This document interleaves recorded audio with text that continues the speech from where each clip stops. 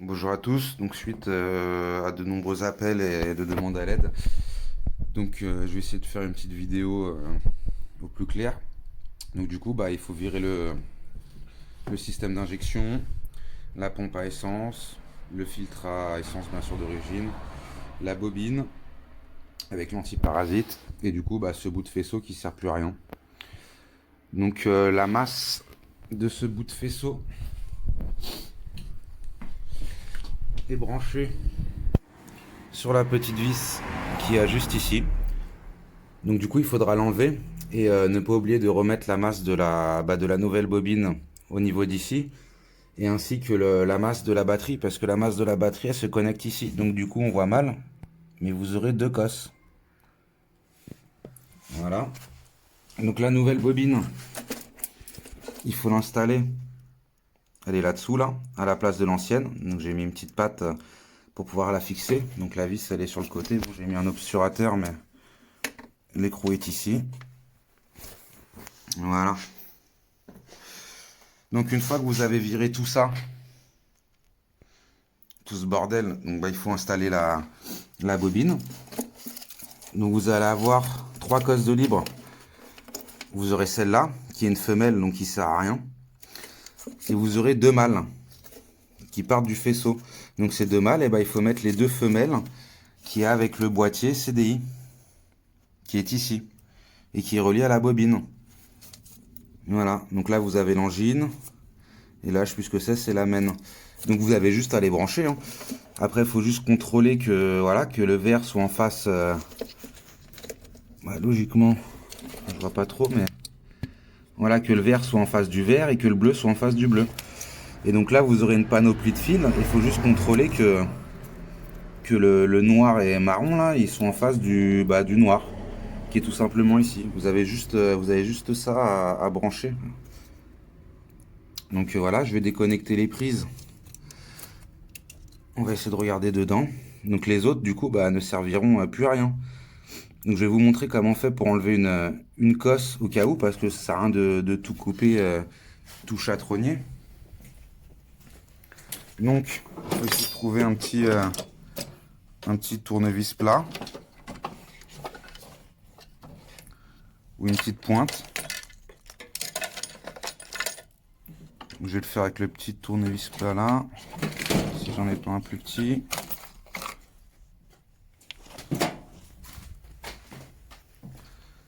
Donc,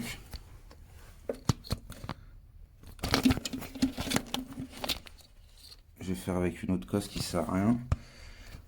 Excusez-moi. Se tenir le téléphone en même temps que le faire, c'est pas pratique. Je vais essayer de le caler.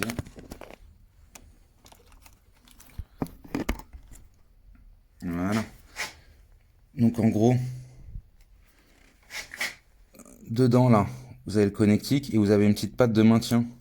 Donc il faut juste mettre le tournevis là, comme ça, dans la petite patte. Et vous tirez sur le fil.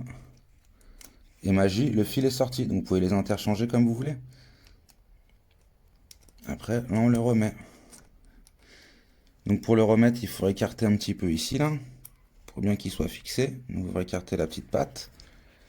Clac, vous le remettez dans le connecteur. Et hop, vous pouvez tirer dessus, ça tient. L'affaire est jouée. Donc voilà, vous avez juste ces deux connectiques là, vous pouvez pas vous tromper, hein, c'est des mâles femelles, vous avez rien à bidouiller. Il faut juste contrôler que le noir et marron, je vous mettrai les couleurs, sont en face du noir du faisceau. Donc c'est normal si vous avez une panoplie de fils et qu'un fil ici, hein, c'est normal. Et sur celui-là, vous le branchez et vous contrôlez également que les couleurs s'alignent. Tout simplement. Voilà, c'est juste celui-là qui sert à rien. De toute façon, celui-là, c'est une femelle, donc vous ne pourrez pas le connecter avec vos deux femelles. Voilà, c'est tout simple. Et puis je vais vous mettre quand même les couleurs des fils à pas se tromper. Mais sinon, normalement, vous n'avez pas à changer, vous n'avez pas à changer quoi que ce soit, quoi. Faut pas oublier de mettre la masse de la bobine en bas.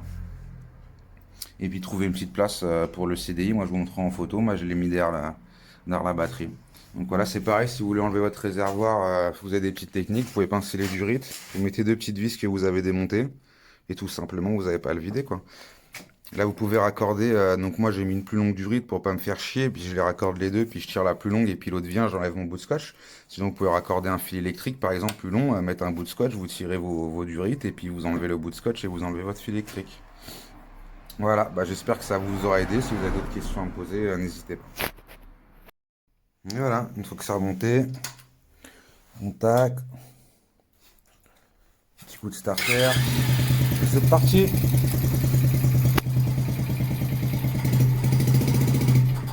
Il est froid. Il faut toujours contrôler que vous avez de l'essence qui coule à flot là en arrivant sur les durites. Si l'essence elle n'arrive pas à flot, c'est que si vous avez pincé une durite en remettant le réservoir.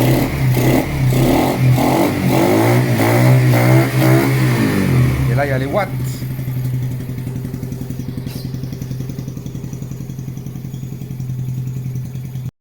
Et voilà, une fois que c'est remonté, on tac.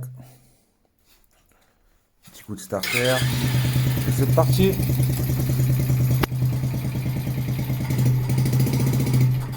Il est froid. Il faut toujours contrôler que vous avez de l'essence qui coule à flot là en arrivant sur les durites. Si l'essence elle n'arrive pas à flot, c'est que si vous avez pincé une durite en remettant le réservoir.